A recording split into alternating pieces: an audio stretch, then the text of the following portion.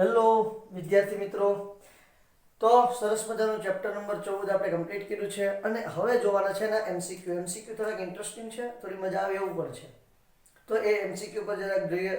Mostly તો બધા MCQ છે ને બેઠા જ પૂછાય છે, પણ કેવા અલગ અલગ જેડબલ અને નીટમાં પૂછાયેલા છે, કઈ ટાઈપના ક્વેશ્ચન પૂછાયેલા છે એની જરાક ડિસ્કશન કરી. તો મારી પાસે અહીંયા સરસ મજાના લખેલા છે એમસીક્યુ. આ બધા જ એમસીક્યુ ને આપણે વન બાય વન સોલ્વ કરતા જઈએ. જે સરસ મજાના છે કઈ સાલમાં પૂછાયેલા છે નીટમાં અને જેડબલમાં એ પણ હું તમને જણાવતો જઈશ. થોડા ઇમ્પોર્ટન્ટ, વધારે ઇમ્પોર્ટન્ટ હોય એવા ક્વેશ્ચન આપણે જોઈશું. તો આપણે જોવાનું છે એમસીક્યુ સોલ્યુશન. બરોબર છે. સૌથી પહેલા એમસીક્યુ અહીંયા જે મને સરસ મજાનો આપેલો છે એ જ એમસીક્યુ ની વાત કરતો. શું કીધું છે? નીચેના કયા અંતઃસ્ત્રાવમાં આયોડિન હાજર છે? સાહેબ, નીચેના કયા અંતઃસ્ત્રાવમાં આયોડિન હાજર છે? પહેલા એમસીક્યુ છે નીચેના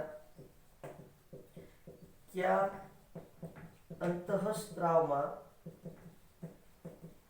આયોડિન હાજર છે. ગઈકાલનો સાહેબ લેક્ચર છે. આ ક્વેશ્ચન જે છે એ પૂછાયેલો છે પીએમટી 2009 માં. બરોબર છે. તો એની અંદર ઓપ્શનમાં શું છે? 4 ઓપ્શન છે કે ઇન્સ્યુલિન, ટેસ્ટોસ્ટેરોન, એડ્રીનાલિન અને થાઇરોક્સિન. બહુ જગ જાહેર છે સાહેબ. આપણને ખબર છે કે થાઇરોઇડ ગ્રંથિમાં સોજો આવી જાય એને આપણે ગોઈટર રોગ કહીએ છીએ અને એ આયોડિનની ખામીને કારણે થાય છે. બરોબર છે. હવે થાઇરોક્સિન જે છે, 4 ઓપ્શન છે એમાંનો કયો ઓપ્શન સાચો પડશે? થાઇરોક્સિન, કારણ કે એની અંદર જ આયોડિન હાજર હોય છે. તો અહીંયા લખી દઉં છું થાઇરોક્સિન. બહુ સિમ્પલ જ ક્વેશ્ચન હોય છે, બસ થોડી તમારે ખાલી બુદ્ધિ લગાવવાની છે આ ટાઈપના ક્વેશ્ચન. અને આ ટાઈપના ચેપ્ટરમાંથી ક્વેશ્ચન પૂછે અને જો સાહેબ સોલ્વ ના કરી શકો ને એટલે ખરેખર તમારી બહુ મોટી નાકામી કહેવાય. બરોબર છે. ચલો, બીજો એમસીક્યુ આપેલો છે. નીચેનામાંથી કયો પદાર્થ મ્યુટારોટેશન દર્શાવતો નથી? નીચેનામાંથી કયો પદાર્થ મ્યુટારોટેશન દર્શાવતો નથી? આ ક્વેશ્ચન તમે જોવા જાઓ તો આ 2010 માં પૂછાયેલો છે, પીએમટી 2010. બરોબર છે. તો ઓપ્શન કે આપેલા છે? Plus sucrose, plus lactose, plus maltose કે માઇનસ ફ્રુક્ટોઝ.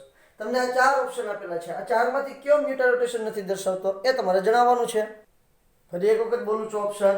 એક છે સુક્રોઝ, બીજું છે લેક્ટોઝ, ત્રીજું છે માલ્ટોઝ અને ફ્રુક્ટોઝ. તો જો જેના બંને એનોમેરિક કાર્બન પરના OH સમૂહ, એનોમેરિક કાર્બન પરના OH સમૂહ તમારો બંધ બનાવવામાં વપરાઈ જાય છે, એ સંયોજન મ્યુટારોટેશન દર્શાવતા નથી. તો એવું આપણી પાસે એક જ સંયોજન છે. કયું છે? Sucrose plus sucrose plus sucrose mutarotation નહીં દર્શાવે. કારણ કે એના બંને જે એનોમેરિક કાર્બન પરના OH સમૂહ છે એ ગ્લાયકોસિડિક બંધ બનાવવામાં ભાગ લઈ લે છે. ગ્લાયકોસિડિક બંધ બનાવવામાં ભાગ લે એટલે હવે પ્લસ માઇનસ જોવા મળશે નહીં. મેં જો બાકી બધામાં તમને સરસ મજાનું પ્લસ આલ્ફા બીટા દેખાડેલું હતું. સુક્રોઝ સિવાય બીજાની અંદર આલ્ફા બીટા દેખાડેલું હતું. માલ્ટોઝની અંદર જે એનોમેરિક કાર્બન છે એક એનોમેરિક કાર્બન બંધ બનાવવામાં વપરાઈ જાય, જ્યારે અન્યમાં જે અન્ય એનોમેરિક કાર્બન છે એ બંધ નથી બતાવતો એટલે મ્યુટારોટેશન દર્શાવે છે. જ્યારે અહીંયા શું હતું? C1O2 પ્રકારનો ગ્લાયકોસિડિક બંધ બનતો હતો. બરોબર. એટલે અહીંયા શું થાય? બંને જે એનોમેરિક કાર્બન છે, એનોમેરિક કાર્બન પરના OH સમૂહ છે એ વપરાઈ જાય એટલે આ સુક્રોઝ છે મ્યુટારોટેશન દર્શાવશે નહીં. પછી આપેલું છે નીચેનામાંથી કયો મોનોસેકેરાઇડ સંયોજનો સુક્રોઝ બનાવે છે? ત્રીજું છે કયા મોનોસેકેરાઇડ સંયોજનો સુક્રોઝ બનાવે છે? હવે બહુ સિમ્પલ છે સાહેબ. મોનોસેકેરાઇડ સંયોજનોની વાત કરીએ તો એક તો છે ગ્લુકોઝ અને બીજું છે ફ્રુક્ટોઝ.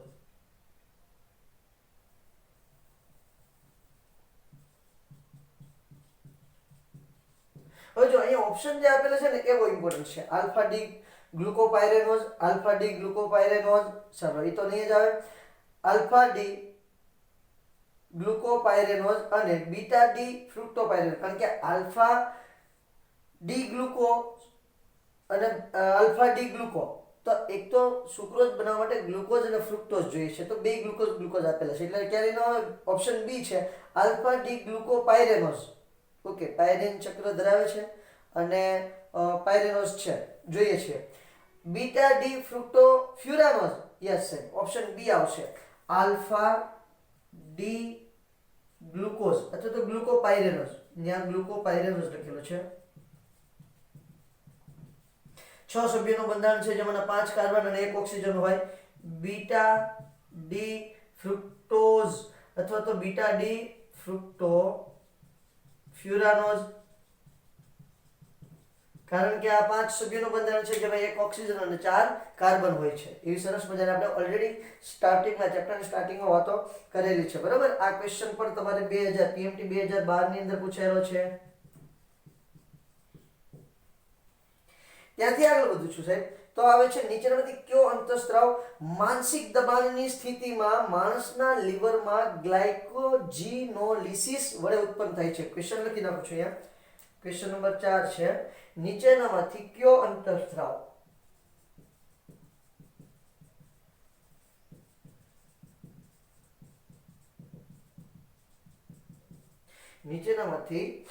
અંતઃસ્ત્રાવ માનસિક દબાણની સ્થિતિમાં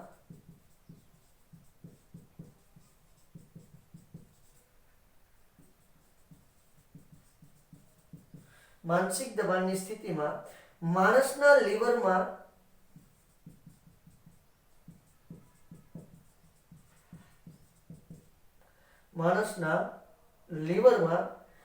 ગ્લાયકોજીનોલિસિસ વડે ઉત્પન્ન થાય છે.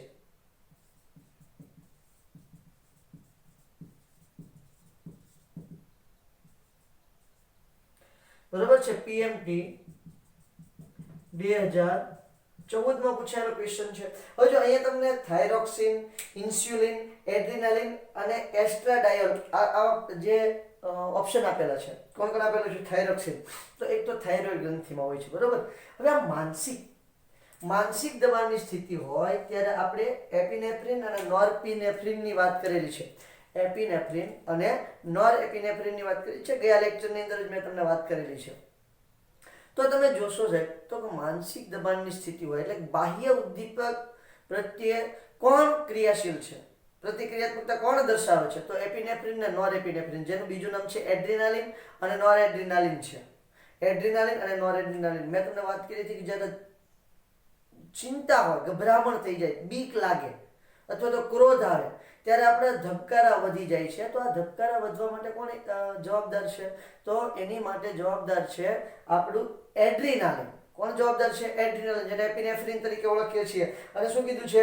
તમારા લીવરમાંથી, જે લીવર છે, લીવરના ગ્લાયકોજીનોલિસિસમાંથી ઉત્પન્ન થાય છે. એડ્રીનાલિન ક્યાં ઉત્પન્ન થાય છે? લીવરના ગ્લાયકોજીનોલિસિસમાંથી ઉત્પન્ન થાય છે. આ ખાસ મગજમાં રાખવાનું છે. તો માનસિક દબાણની સ્થિતિ એટલે શું થયું? માનસિક દબાણની સ્થિતિ એટલે થયું છે ડર. એને આપણે ડર કહીએ છીએ. તો ડરની સ્થિતિની અંદર તમને કોણ ઉત્પન્ન થાય છે ભાઈ લીવરમાંથી?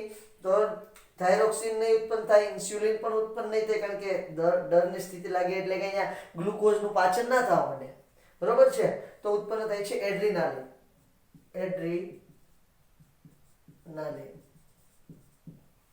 અને એસ્ટ્રાડાયલ પણ ઉત્પન્ન થશે નહીં. એસ્ટ્રાડાયલ તો એક તો કેવો છે, એક તો આ જે અંતઃસ્ત્રાવ છે એને તો બિલકુલ વિરુદ્ધ છે. એસ્ટ્રાડાયલ તો એ તો જાતીય અંતઃસ્ત્રાવ છે, બરાબર છે. ઓકે, ચલો ત્યાંથી આગળ વધીએ. તો નીચેનામાંથી નોન રિડ્યુસિંગ શર્કરા કઈ છે? ઓકે, નોન રિડ્યુસિંગ શર્કરા. તો નોન રિડ્યુસિંગ શર્કરા અહીંયા લખી દઉં છું, ઓપ્શન પણ લખી દઉં છું, સોરી ક્વેશ્ચન લખી દઉં છું અને એના ઓપ્શન પણ આપણે લખીએ છીએ. નીચેનામાંથી નોન રિડ્યુસિંગ શર્કરા કઈ છે? બરાબર છે. ક્યારે પૂછાયેલો ક્વેશ્ચન છે? નીટ 2016 માં પૂછાયેલો છે. ચાલો, તો નોન રિડ્યુસિંગ, ફરી એક વખત એ જ વાત આવે છે કે જેના એનોમેરિક કાર્બન પરના OH સમૂહ બંધ બનાવવામાં વપરાઈ જાય એ જ તમારા નોન રિડ્યુસિંગ હશે અને એ જ મ્યુટા રોટેશન દર્શાવશે નહીં. નોન રિડ્યુસિંગ અને મીટર રોટેશન નહીં દર્શાવવા માટે એનોમેરિક કાર્બન પરના બે OH બંધ વપરાઈ ગયા હોય તો અહીંયા ઓપ્શન કોણ કોણ છે? લેક્ટોઝ, ગ્લુકોઝ, સુક્રોઝ અને માલ્ટોઝ. તો કોણ આવશે? સુક્રોઝ. અને એમ પણ આપણે જે ભણ્યા છીએ એમાંથી સુક્રોઝ જ એક જ એવી છે કે જે નોન રિડ્યુસિંગ છે, જે મેં વારંવાર કીધું છે. બરોબર. સુક્રોઝ કેવી છે? નોન રિડ્યુસિંગ શર્કરા છે. ત્યાર પછી છઠ્ઠાની વાત કરીએ છીએ. પ્રોટીનના અણુમાં જુદા જુદા એમિનો એસિડ એકબીજા સાથે કયા બંધથી જોડાયેલા હોય છે? બહુ સિમ્પલ છે. પ્રોટીનમાં જુદા જુદા એમિનો એસિડ એકબીજા સાથે કયા બંધથી જોડાયેલા હોય છે?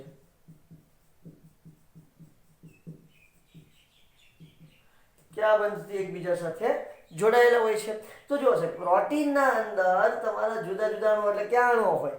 પ્રોટીનની અંદર શું હોય છે? એમિનો એસિડ હોય છે. તો એમિનો એસિડ એકબીજા સાથે ક્યાં બંધથી જોડાય છે? પેપ્ટાઇડ બંધથી જોડાય છે. ઓપ્શન જરાક જોઈ લઈએ. બીટા ગ્લાયકોસિડિક બંધ? ના સાહેબ, બિલકુલ નહીં. પેપ્ટાઇડ બંધ? યસ, પેપ્ટાઇડ બંધ.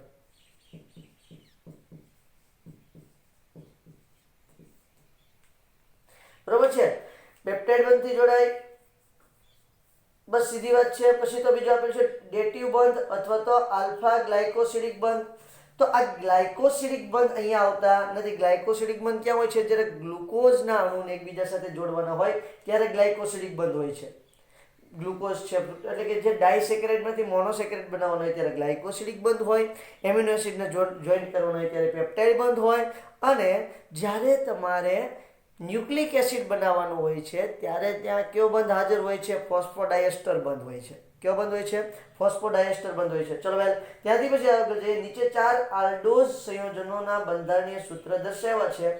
તેઓના નામ સાથે સાચા અનુવર્તી ક્રમ દર્શાવો. ઓકે વેલ, આને જરા ભૂસી કાઢું છું.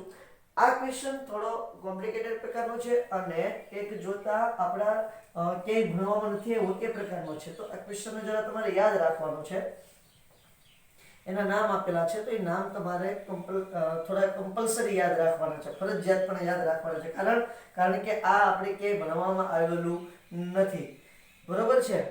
તો એના 4 બંધારણ આપ્યા છે અને 4 બંધારણને રિલેટેડ તમારે શું કરવાનું છે? એના નામ દર્શાવવાના છે. તો એ 4 બંધારણ દોરી નાખું છું અહીંયા. બરોબર છે. આલ્ડોઝ સંયોજનોના બંધારણીય સૂત્રો દર્શાવ્યા છે. તેમના નામ સાથે સાચા અનુવર્તી ક્રમ દર્શાવો. 7મો ક્વેશ્ચન હતો.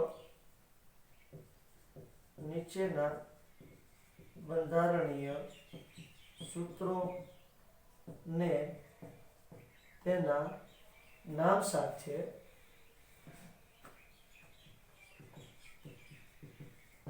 સાચા અનુવર્તી ક્રમ દર્શાવો. બરાબર છે. આલ્ડોઝ સંયોજનો છે. નીટ 2016 ની અંદર પૂછેલો ક્વેશ્ચન છે.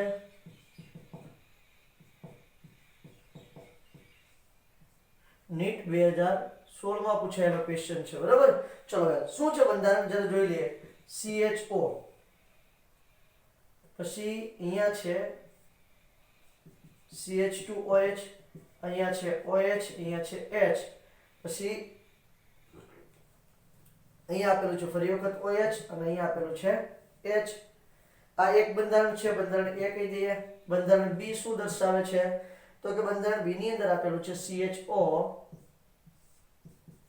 CH2OH, પછી અહીંયા આપેલું છે OH, અહીંયા આપેલું છે H, અહીંયા આપેલું છે OH, અહીંયા આપેલું છે H. બંધારણ C અહીંયા દોરું છું. બંધારણ C માં શું છે? CHO, CH2OH, OH, H, OH, H.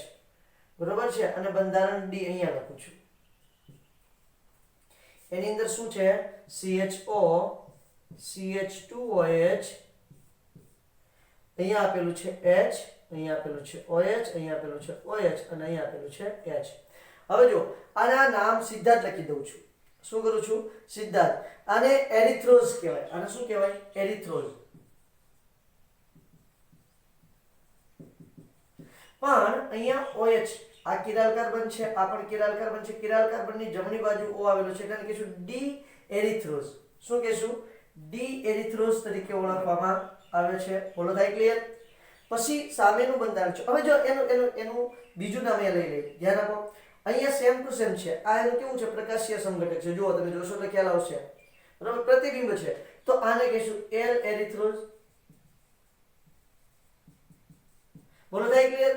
એક છે ડી અને એક છે એલ. સીધી જ વાત છે. ઓકે, આને એરિથ્રોઝ કહેવાય. જ્યારે આ રીતે એના બંધારણ હોય ત્યારે એને બોલશો આપણે થ્રીઓઝ. શું નામ બોલશો આપણે એને? થ્રીઓઝ. અથવા થ્રીઓઝ પણ લખેલું હોય ઘણી જગ્યાએ. ચલો, થ્રીઓઝ આપણને સરસ મજાનું જોવા મળે છે. હવે આ થ્રીઓઝમાં જુઓ, છેલ્લા એનોમેરિક કાર્બનની જમણી બાજુ O છે, અથવા તો એનોમેરિક ના કહીએ તો કિરાલ કહે. છેલ્લા કિરાલ કાર્બનની જમણી બાજુ OH છે એટલે એને કહીશું ડી થ્રીઓઝ. તો અહીંયા જુઓ, છેલ્લા સેમ ટુ સેમ જ છે, એનું પ્રતિબિંબ જ છે. છેલ્લા કિરાલ કાર્બનની ડાબી તરફ OH છે એટલે એને કહીશું એલ થ્રીઓઝ. તો આ રીતે સરસ મજાનું નામ આપેલા છે. એલ એરિથ્રોઝ, એલ થ્રીઓઝ, ડી એરિથ્રોઝ અને ડી થ્રીઓઝ. આ 2016 ની અંદર પૂછાયેલો ક્વેશ્ચન છે, તો તમારે ખાસ એને ધ્યાને લેવાનું છે અને એના જે બંધારણ છે એને પણ તમારે જોઈ નાખવાના છે. ત્યાર પછી ક્વેશ્ચન નંબર 8 લઈએ. તો શું કહે છે ક્વેશ્ચન નંબર 8? ક્વેશ્ચન નંબર 8 માં એવું તમને કીધું છે કે ભાઈ તમારું જે આણ્વીય આનુવંશિકતાની મુખ્ય માહિતી નીચેનામાંથી શેના પર આધારિત છે? આણ્વીય આનુવંશિકતાની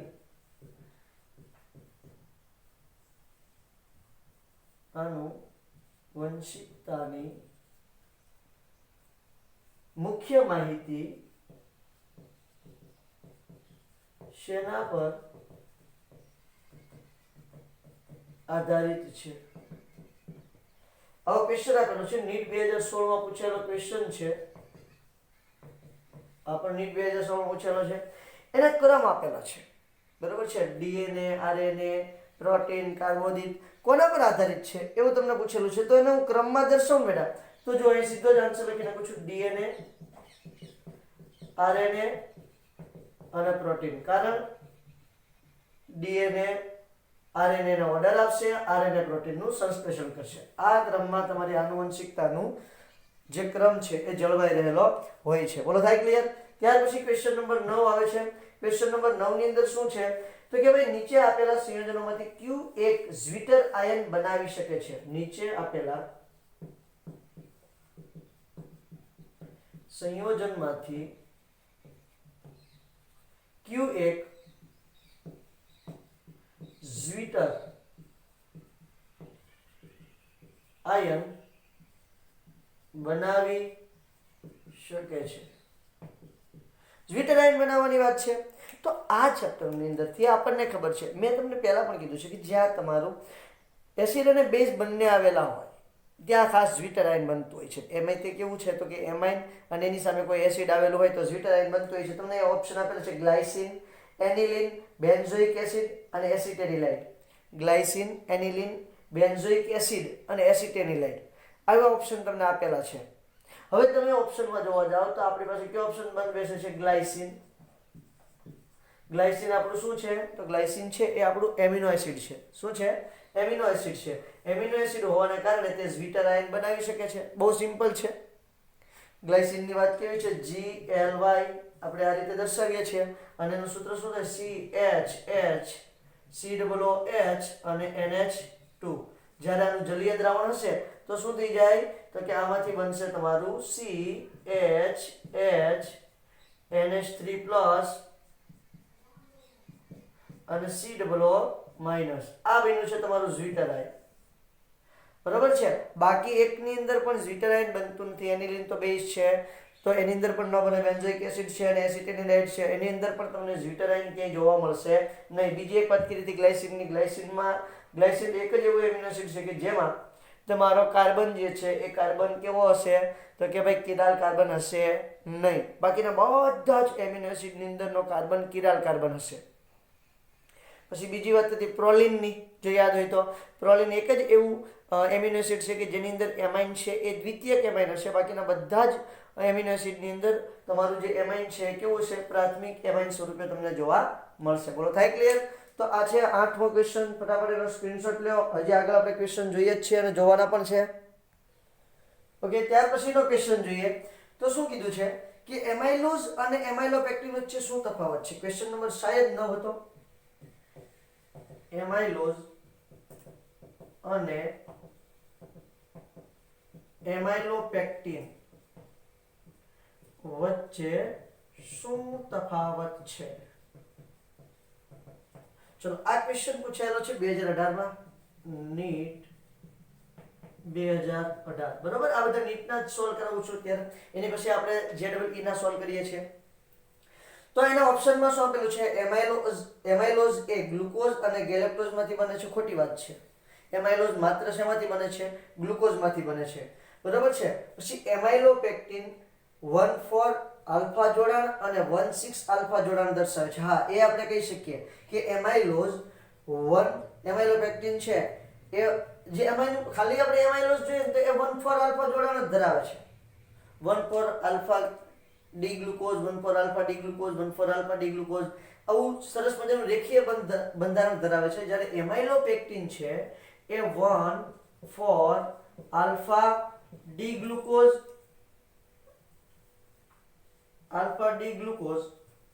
એટલે કે એને આપણે આલ્ફા જોડાણ કહીએ છીએ, અને 1,6 આલ્ફા ડી ગ્લુકોઝ આવું જોડાણ ધરાવે છે. એટલે 1,4 જોડાણ અને 1,6 જોડાણ ધરાવે છે. કોણ? તો કે ભાઈ એમાઇલોપેક્ટિન.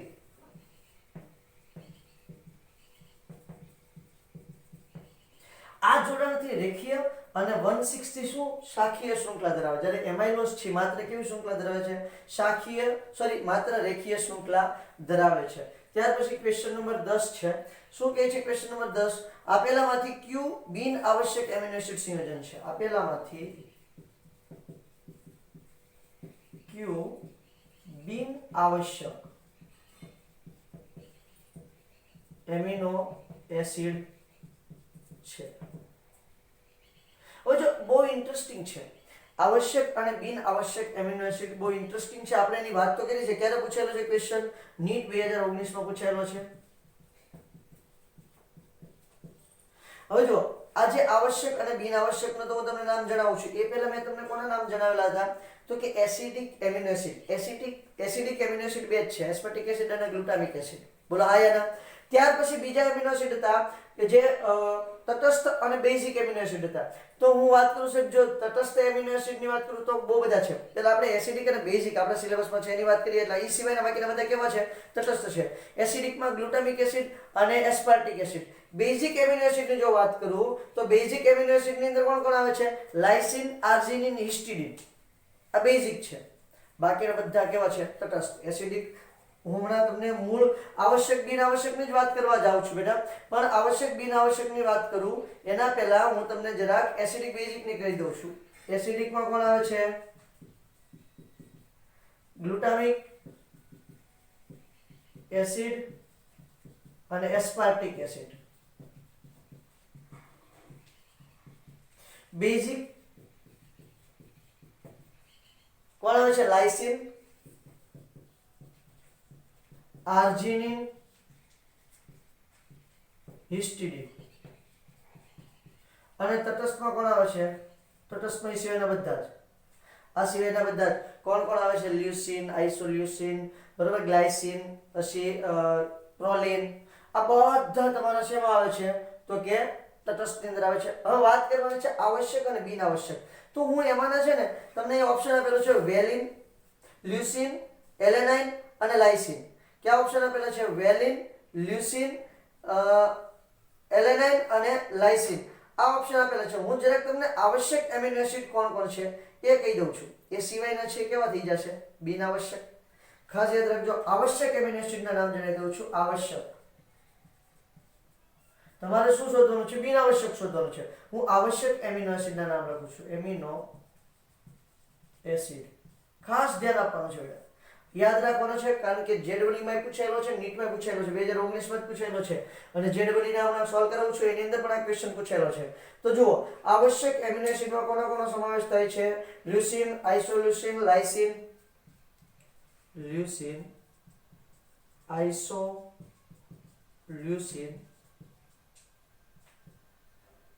લાઇસિન, પછી ફિનાઇલ એલેનાઇન,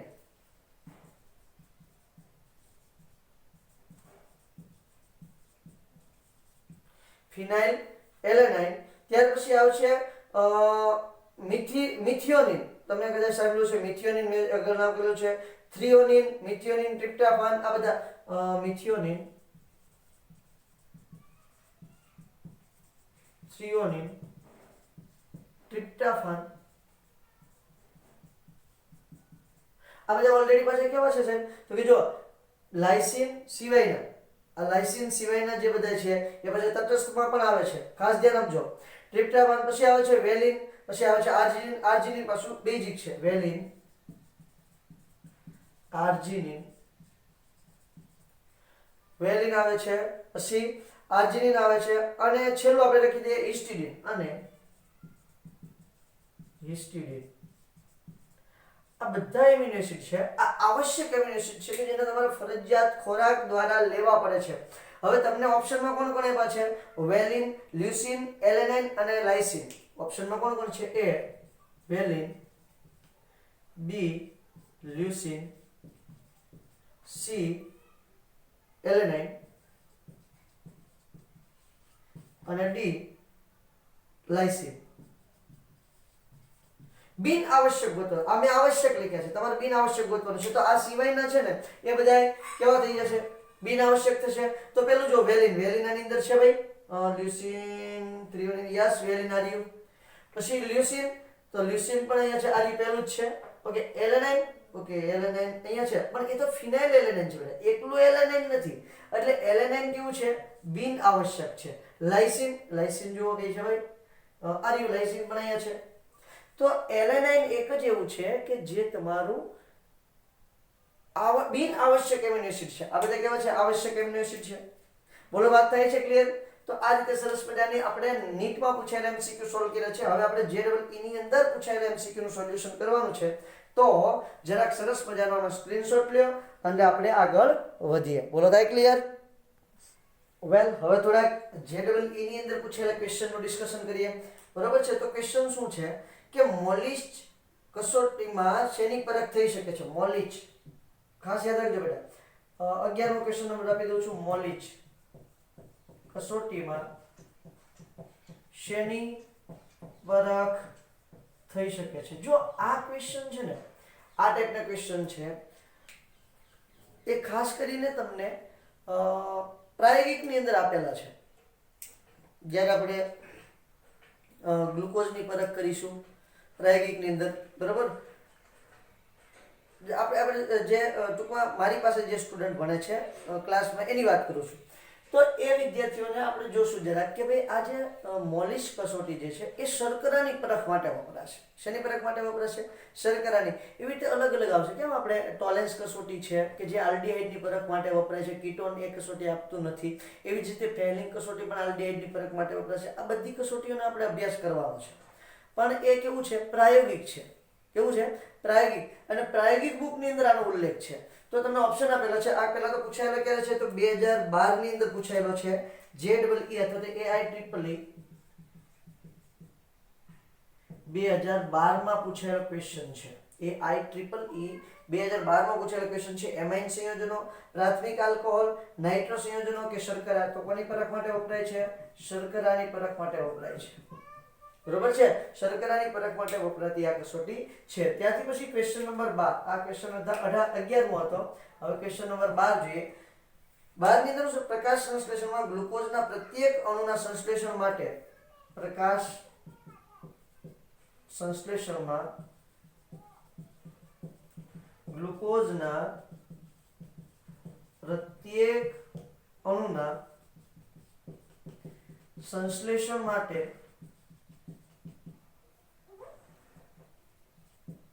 ગ્લુકોઝના પ્રત્યેક અણુના સંશ્લેષણ માટે ખાલી જગ્યા. ઓપ્શન શું? આ ક્યારે પૂછેલો ક્વેશ્ચન છે? JEE 2013 માં મેઇનમાં પૂછાયેલો છે. ચલો ઓપ્શન શું આપેલા હતા? તો કે એટીપી ના 18 અણુ વપરાય છે, એટીપી ના 10 અણુ વપરાય છે, એટીપી ના 8 અણુ વપરાય છે કે એટીપી ના 6 અણુ વપરાય છે. પ્રકાશ સંશ્લેષણમાં આ યાદ રાખવાનું છે, કારણ કે આ તમે તો મેથ્સ જેને JEE ની એક્ઝામ આપી છે એ તો કેવો વિદ્યાર્થીઓ મેથ્સ નો વિદ્યાર્થી હોય, પણ આ વસ્તુ તમારે યાદ રાખવાની છે. બાયોલોજી વાળા વિદ્યાર્થીઓને આવે છે. શું આવે છે? કેટલા અણુ વપરાય છે? એટીપી ના 18 અણુ વપરાય છે. કેટલા અણુ વપરાય છે? એટીપી ના 18 અણુઓ વપરાય છે. બોલો, થાય વાત ક્લિયર? ત્યાંથી પછી આગળ વધીએ તો ક્વેશ્ચન નંબર 13 મો છે. શું છે ક્વેશ્ચન નંબર 13? આપેલામાંથી કયો બેઝ ડીએનએ માં હાજર હોતો નથી? આપેલામાંથી કયો બેઝ ડીએનએ માં હાજર હોતો નથી? ચલો, ક્યારે પૂછેલો ક્વેશ્ચન છે? 2014 JEE મેઇન 2014 માં પૂછેલો ક્વેશ્ચન છે. હવે જો ધ્યાનથી આપજો કે ભાઈ કયો બેઝ 2014 ડીએનએ માં હાજર હોતો નથી. તો આપણને ખબર છે ડીએનએ માં હાજર ક્યાં હોય છે? AGCT, A G C અને T. કયો નથી હાજર હોતો? U. આ હાજર હોતો નથી. તો તમને સાઇટોસિન, થાઇમિન, ક્વિનોલિન કે એડિનિન? સાઇટોસિન, થાઇમિન અને એડિનિન તો હાજર છે. આ ક્વિનોલિન આપેલું છે 2014 માં. કયો ઓપ્શન આપેલો? તો ક્વિનોલિન. એવો કોઈ બેઝ હાજર હોતો નથી, ક્વિનોલિન. અને યુ પણ હાજર હોતો નથી. યુરેસિલ આપેલો હોત તો પણ આપણે એને સાચું માનત. બરોબર છે? તો એ એડિનિન, સાઇટોસિન, થાઇમિન અને ગ્વાનિન એટલા હાજર હોય છે. ક્વિનોલિન હાજર હોતો નથી. ક્વેશ્ચન નંબર 13 હતો. ક્યારે પૂછેલો છે? JEE 2014 માં પૂછેલો છે. આપેલમાંથી કયું વિટામિન પાણીમાં દ્રાવ્ય હોય છે? Question number 14. આપેલામાંથી કયું વિટામિન પાણીમાં દ્રાવ્ય હોય છે? ઓકે, ઓપ્શનમાં શું આપેલું? પૂછેલો ક્યાં છે? એટલે જરાક JEE 2015 માં પૂછેલો ક્વેશ્ચન છે. હવે જો પાણીમાં દ્રાવ્ય વિટામિનની વાત કરીએ તો બે વિટામિન છે, વિટામિન બી કોમ્પ્લેક્સ અને વિટામિન સી. બી કોમ્પ્લેક્સ ની અંદર B1, B2, B6 અને B12 બરોબર છે. અને બી કોમ્પ્લેક્સ સી ની અંદર વાત કરીએ તો વિટામિન સી, એસ્કોર્બિક એસિડ. આ બે જ જળદ્રાવ્ય વિટામિન છે. પુસ્તક નથી આપેલું પણ મેં અલગથી તમને લખાવેલા છે. સોરી, આપેલું જ છે. આપેલું જ છે અને મેં તમને અલગથી લખાવેલા છે. તો ઓપ્શનમાં આપેલું છે વિટામિન ડી. વિટામિન ડી તો કેવો છે? ચરબી દ્રાવ્ય વિટામિન છે. વિટામિન ઈ પણ ચરબી દ્રાવ્ય છે. વિટામિન કે પણ ચરબી દ્રાવ્ય છે. અને વિટામિન સી, સી બી સંકીર્ણ, આ બે જળદ્રાવ્ય વિટામિન છે. ત્યાર પછી ક્વેશ્ચન નંબર 15 આવે છે. ક્વેશ્ચન નંબર 15 થોડો વધારે જ ઇમ્પોર્ટન્ટ છે, કારણ કે આ ક્વેશ્ચન છે ને થોડો કોમ્પ્લિકેટેડ છે. આપણે આ ઓપ્શન સહિત આખો ક્વેશ્ચન લખું છું. Question number 15. આપેલામાંથી કોણ જલીય KOH ના દ્રાવણમાં રિડ્યુસિંગ શર્કરા તરીકે વર્તે છે? આપેલામાંથી કોણ જલીય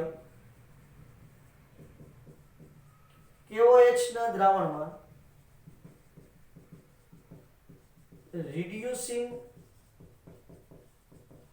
શર્કરા તરીકે વર્તે છે? આવો ક્વેશ્ચન તમને પૂછ્યો છે. આ ક્વેશ્ચન પૂછાયેલો હતો JEE 2017 ની અંદર. JEE 2017 નું જે પેપર હતું થોડું ડિફિકલ્ટ હતું, થોડુંક હાર્ડ હતું. બરોબર છે? હું ઓપ્શન જરાક 4 આપેલા છે. 4 ઓપ્શન અહીંયા તમારી સમક્ષ રાખી દઉં છું. બરોબર? તો તમને વધારે બેટા અનુકૂળ પડશે.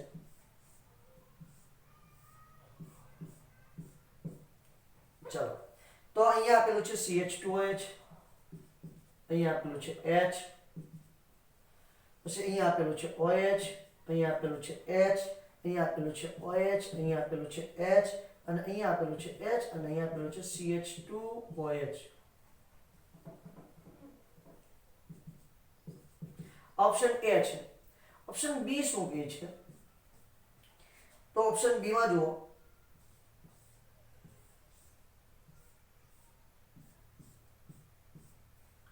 ઓપ્શન બી માં અહીંયા આપેલું છે CH2OH, પછી અહીંયા આપેલું છે OCH3, અહીંયા આપેલું છે OH, અહીંયા આપેલું છે H, અહીંયા OH, અહીંયા H, અહીંયા H અને અહીંયા CH2OH. ઓપ્શન સી અહીંયા લખું છું. ઓપ્શન સી જે છે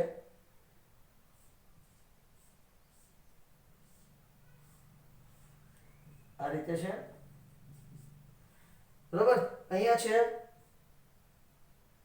CH2OCH3, CH2OCH3, નીચે H આપેલું છે, અહીંયા OH, અહીંયા H, અહીંયા OH, અહીંયા H, અહીંયા આપેલું છે OH, અહીંયા આપેલું છે H અને અહીંયા આપેલું છે H, અહીંયા આપેલું છે CH2OH.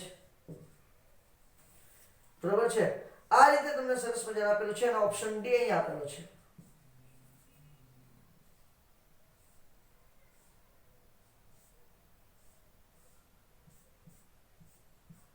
ચલો અહીંયા આપેલું છે CH2OH, અહીંયા આપેલું છે OCOCH3, અહીંયા આપેલું છે OH, અહીંયા આપેલું છે H, અહીંયા આપેલું છે OH, અહીંયા આપેલું છે H, અહીંયા H અને અહીંયા આપેલું છે CH2OH.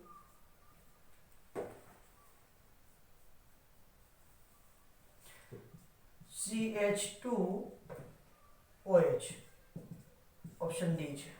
હવે અહીંયા ધ્યાનથી જોવાનું છે. એક તો રિડ્યુસિંગ શર્કરા તરીકે વર્તવું જોઈએ તો એનોમેરિક કાર્બન જે છે, એનોમેરિક કાર્બન પર OH સમૂહ આવેલો હોવો જોઈએ. જો OH સમૂહ ના હોય તો આલ્ડિહાઇડ સમૂહ પણ ચાલે. કોણ કોણ ચાલે? તો કે એક તો CHO હોવું જોઈએ, otherwise C double bond O હોવું જોઈએ, અધરવાઇઝ આપણે જેને હેમી એસિટાઇલ કહીએ છીએ, હેમી એસિટાઇલ, હેમી કેટાલ, હેમી કેટાલ, આ સંયોજનો ચાલશે. બરાબર, અધરવાઇઝ OH હોવું જોઈએ. એનોમેરિક કાર્બન પરની વાત કરું છું. તો જો આ એનોમેરિક કાર્બન જ છે, આપણે એનોમેરિક કાર્બન છે, હેમી એસિટાલ એટલે આ OH આવશે એટલે હેમી એસિટાલ થઈ જશે. એવી જ રીતે hemiketal, C double bond O માંથી હેમી કેટલ બનાવી શકીએ છીએ આપણે, જે આપણે ઓલરેડી ચેપ્ટર નંબર 12 ની અંદર શીખી ગયા છીએ. તો અહીંયા તમારે જોવાનું છે કે ભાઈ આવું સંયોજન ક્યારે બની શકે છે. તો જો એક તો જલીય KOH નું દ્રાવણ છે, તો સાહેબ જલીય KOH નું દ્રાવણ છે ને, આ દ્રાવણ કે આમાં બધા જોઈએ છે કે અહીંયા ભાઈ એક તો કોઈ આમાંથી છે નહીં, બરોબર. પછી અહીંયા જોઈએ તો અહીંયા પણ OCH3 છે, ક્યાંય તમને આવું સંયોજન જોવા મળતું નથી. અહીંયા પણ જુઓ તો અહીંયા જે CH2OCH3 છે અને અહીંયા H છે, અહીંયા પણ કોઈ હેમી એસિટલ કે હેમી કેટલ થતું નથી. હવે અહીંયા પણ કોઈ OH ડાયરેક્ટ છે નહીં. પણ જ્યારે સાહેબ તમે KOH, જ્યારે KOH ની હાજરીમાં પ્રક્રિયા કરાવશો ત્યારે અહીં લખું છું KOH ની હાજરીમાં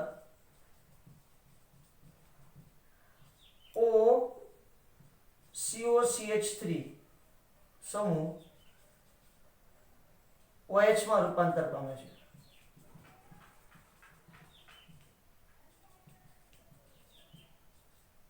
તેથી તમારો ઓપ્શન ડી છે એ સાચો છે. એ કેવું છે? રિડ્યુસિંગ શર્કરા તરીકે વર્તશે KOH ની હાજરીમાં. આ ખાસ મગજમાં રાખવાનું છે બેટા. તમારો OH જે સમૂહ છે, આ OH સમૂહ શેમાં રૂપાંતર પામે છે? સોરી, OCOCH3 સમૂહ શેમાં રૂપાંતર પામે છે? તો કે OH સમૂહ રૂપાંતર. અને આપ પણ જો OC double bond OCH3 ketone સમૂહ આવ્યો છે એટલે ઓપ્શન કયો સાચો આવશે? ઓપ્શન ડી સાચો આવશે. ખાસ મગજમાં રાખવાનું છે KOH ની હાજરીમાં તમારો OCOCH3 સમૂહ છે એ OH માં રૂપાંતર પામશે એટલે પછી તમારું રિડ્યુસિંગ શર્કરા તરીકે વર્તવા મળશે. 2017 JEE ની અંદર પૂછેલો ક્વેશ્ચન છે. મસ્ત મજાનો સ્ક્રીનશોટ લ્યો. ત્યાંથી આગળ વધીએ. ઓકે, વેલ, ત્યાંથી આગળ વધીએ તો શું ક્વેશ્ચન છે? ગ્લુકોઝને HI સાથે લાંબા સમય સુધી ગરમ કરવામાં આવે તો શું મળે છે? ઓકે, ગ્લુકોઝને HI સાથે લાંબા સમય સુધી ગરમ કરવામાં આવે તો શું મળે છે? ક્યારે પૂછેલો ક્વેશ્ચન છે? JEE 2018 ની અંદર પૂછેલો ક્વેશ્ચન છે. ચલો, JEE 2018 માં પૂછેલો ક્વેશ્ચન છે, બહુ સીધો છે, પહેલું જ છે. જે આપણે શૃંખલા બંધારણ જોયું છે, ગ્લુકોઝનું સાંકળ બંધારણ જોયું ત્યારે પહેલું જ વિધાન છે કે જેને HI સાથે ગરમ કરવામાં આવે તો N હેક્સેન મળે છે. શું મળે છે? n-હેક્ઝેન. ઓપ્શન જોઈ લઈએ જરાક. 6 આયોડોહેક્ઝેનાલ, n-હેક્ઝેન, 1-હેક્ઝેન કે હેક્ઝેનોઇક એસિડ. તો ઓપ્શનમાં જવાબ કયો આવશે? n-હેક્ઝેન. કારણ કે જ્યારે સાહેબ તમારું આલ્ડિહાઇડ વાળું સંયોજન હોય એના 5 કાર્બન અન્ય 5 કાર્બન પર OH હોય ત્યારે તમને n-હેક્ઝેન જ મળે. આ એની સીધી વાત છે. બરોબર છે? ઓકે, કઈ વાંધો નહીં. ત્યાંથી જરાક આગળ વધીએ તો શું કહે છે?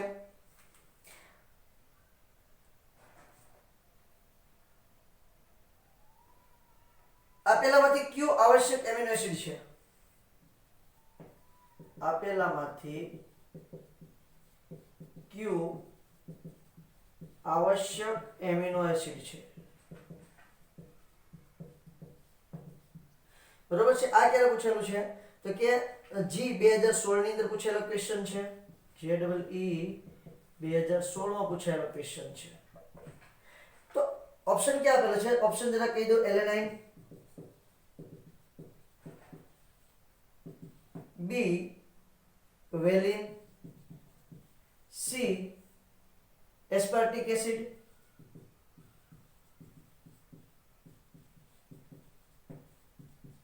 અને ડી સીરિન.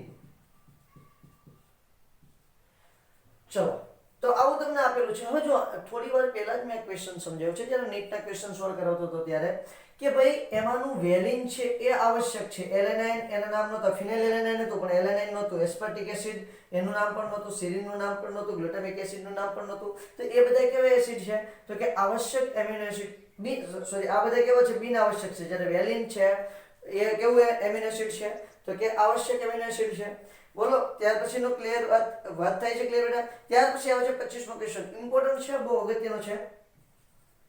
ત્યાર પછીનો ક્વેશ્ચન શું કે આપેલા એમિનો એસિડના pKa ના વધતા મૂલ્યોનો કયો ક્રમ યોગ્ય છે? આપેલા એમિનો એસિડ ના pKa ના વધતા મૂલ્યનો કયો ક્રમ pKa ના વધતા મૂલ્યનો કયો ક્રમ યોગ્ય છે? કયો ક્રમ યોગ્ય છે? JEE 2019 ની અંદર પૂછેલું છે. JEE 2019 માં પૂછેલો ક્વેશ્ચન છે. બહુ ઇમ્પોર્ટન્ટ છે, બહુ અગત્યનો છે. ખાસ યાદ રાખજો. અહીંયા ઓપ્શન લખી દઉં છું. ASP, પછી આવે છે GLY, પછી ARG, પછી LYS. ત્યાર પછી ઓપ્શન બી આવે છે ARG, ત્યાર પછી આવે છે LYS, ત્યાર પછી આવે છે GLY અને ત્યાર પછી આવે છે ASP. બરોબર છે? ત્યાર પછી C, GLY, ત્યાંથી મોટું આવે છે ASP, ત્યાંથી આવે છે ARG અને ત્યાંથી આર્જિનિન છે. બરોબર? ત્યાંથી છે LYS. And the option D ASP, ત્યાર પછી આવે છે GLY, ત્યાર પછી આવે છે LYS અને ત્યાર પછી આવે છે ARG. ચલો, હવે તમે એને જોશો તો જો SP એટલે શું છે? એસ્પાર્ટિક એસિડ છે, ગ્લાયસિન છે, આર્જિનિન છે અને લાઇસિન છે. Aspartic acid, glycine, arginine, lysine. જરાક ASP એટલે શું છે? આપણે ઓલરેડી કરાવેલા છે સાહેબ, આ નામ કરાવેલા છે. 3 અક્ષરની સંજ્ઞા ASP મતલબ શું થાય છે? Aspartic acid. Aspartic acid. પછી આવે છે GLY, ગ્લાયસિન, ત્યાર પછી આવે છે ARG, આર્જિનિન અને ત્યાર પછી છેલ્લે આવે છે LYS, લાઇસિન. બરોબર છે? ચાલો, આ સરસ મજાના તમને ઓપ્શન આપેલા છે. pKa ના વધતા મૂલ્યની વાત કરવાની છે. pKa ના વધતા મૂલ્યની વાત કરવાની છે. તો ખાસ યાદ રાખવાનું, જેમ Ka વધુ તેમ એસિડિકતા વધુ. pKa વધુ તેમ એસિડિકતા ઓછી. આ ખાસ મગજમાં રાખવાનું છે. ઓલરેડી આપણે ચેપ્ટર નંબર 12 ની અંદર પણ આની વાત કરી છે. જો pKa વધે તો એસિડિકતા ઘટે અને Ka વધે તો એસિડિકતા વધે. હવે આપણે જોવાનું છે જેમ બેઝિક હશે એમ પીકે નું મૂલ્ય કેવું છે વધારે અને એસિડિક હશે તો એમ પીકે નું મૂલ્ય કેવું છે ઓછું. તો એસ્પાર્ટિક એસિડ, હવે તો એસિડિક જ એમિનો એસિડ છે એટલે સ્વાભાવિક છે એ સૌથી અને પીકે નું મૂલ્ય કેવું આવશે સૌથી ઓછું આવશે. ચલો ભાઈ ત્યાંથી પછી જઈએ ગ્લાયસિન, આર્જિનિન અને લાઇસિન. આને જરાક જોઈએ સરસ મજાના. ઓકે, હવે ગ્લાયસિનમાં જો ગ્લાયસિન નું બંધારણ તમે જોવા જાવ ને તો CH2 અહીંયા આવશે NH2 અને અહીંયા આવશે COOH. આ ગ્લાયસિન નું બંધારણ છે. ત્યાર પછી આવે છે કોનું બંધારણ તો કે ત્યાર પછી આવે છે આર્જિનિન નું બંધારણ અને સૌથી છેલ્લે આવે છે લાઇસિન નું બંધારણ. ઓકે, તો લાઇસિન નું બંધારણ પણ આપણે જાણીએ છીએ, બહુ સારી રીતે લાઇસિન નું બંધારણ જાણીએ છીએ. લાઇસિન નું બંધારણ ની અંદર શું આવે છે પહેલા તો કે લાઇસિન ના બંધારણ ની અંદર આવે છે CH, આ છે તમારું ગ્લાયસિન GLY, બરોબર છે. હવે વાત કોની કરવાની છે મારે તમને લાઇસિન ના બંધારણની વાત કરું તો લાઇસિન નું બંધારણ અહીંયા દોરું છું. લાઇસિન નું બંધારણ આવશે CH2 4 NH2 R ના જગ્યાએ કોની જગ્યાએ જોડવાનું છે R ની જગ્યાએ. તો મતલબ શું છે બેઝિક છે. લાઇસિન કેવું છે બેઝિક છે. હવે આર્જિનિન ની વાત કરું છું તો આર્જિનિન તો છે એનાથી વધારે બેઝિક છે. ત્યાં R ની જગ્યાએ શું જોડવાનું આવે છે જો આર્જિનિન માં R ની જગ્યાએ જોડવાનું આવે છે આ છે તમારું લાઇસિન. આર્જિનિન માં આવે છે CH2 3 ટાઈમ NH, પછી આવે છે C ડબલ બોન્ડ NH અને NH2. તો અહીંયા તો છે બેઝ નો ઢગલો છે એટલે આ સૌથી છેલ્લા છે. આ કોણ છે આર્જિનિન જેને આપણે ARG કીધું છે, બરોબર છે. આ છે લાઇસિન LYS કીધું છે અને એસ્પાર્ટિક એસિડ. તો એસ્પાર્ટિક એસિડ પછી કોણ એનથી આ એસિડિક છે. આ ગ્લાયસિન કેવું છે તટસ્થ એટલે એના પીકે નું મૂલ્ય એસિડિક કરતા કેવું છે વધારે. હવે આર્જિનિન અને લાઇસિન બંને બેઝિક છે. આર્જિનિન, લાઇસિન અને હિસ્ટિડિન આ ત્રણ બેઝિક એમિનો એસિડ છે. તો એમાં વધારે બેઝિક કોણ છે તો વધારે બેઝિક આર્જિનિન છે એટલે એનથી ઓછું બેઝિક કોણ આવશે લાઇસિન એટલે LYS અને સૌથી વધારે બેઝિક હશે આર્જિનિન. તો એના પીકે નું મૂલ્ય કેવું છે સૌથી વધારે છે. જેમ બેઝિકતા વધારે તેમ પીકે નું મૂલ્ય વધારે, જેમ પીકે નું મૂલ્ય વધારે તેમ એસિડિકતા ઓછી. તો ASP, ગ્લાયસિન, લાઇસિન અને આર્જિનિન જોવામાંથી કયો ઓપ્શન બેસે છે ઓકે. અહીંયા તો આર્જિનિન હિસ્ટિડિન એટલે આવડો ઓપ્શન નહીં આવે. આર્જિનિન પહેલા આવે છે આ ઓપ્શન પણ નહીં આવે. ગ્લાયસિન, એસ્પાર્ટિક એસિડ આ પણ નહીં આવે. એસ્પાર્ટિક એસિડ, ગ્લાયસિન, લાઇસિન અને આર્જિનિન. એસ્પાર્ટિક, ગ્લાયસિન, લાઇસિન અને આર્જિનિન. ઓકે, ઓપ્શન ડી તમારો સાચો બનશે. બોલો થાય છે વાત ક્લિયર? ચલો ફટાફટ એનો સ્ક્રીનશોટ લ્યો અને આપણે એક સરસ મજાનો MCQ શીખવી દઉં છું એટલે વાત આપણી પૂરી થાય. અને પૂછી કાઢું છું એક કે બે લઈ લઈએ. સમજવું બહુ ઇમ્પોર્ટન્ટ છે, બરોબર. ચલો ત્યાંથી સાહેબ જરાક આગળ વધું છું. તો આપેલામાંથી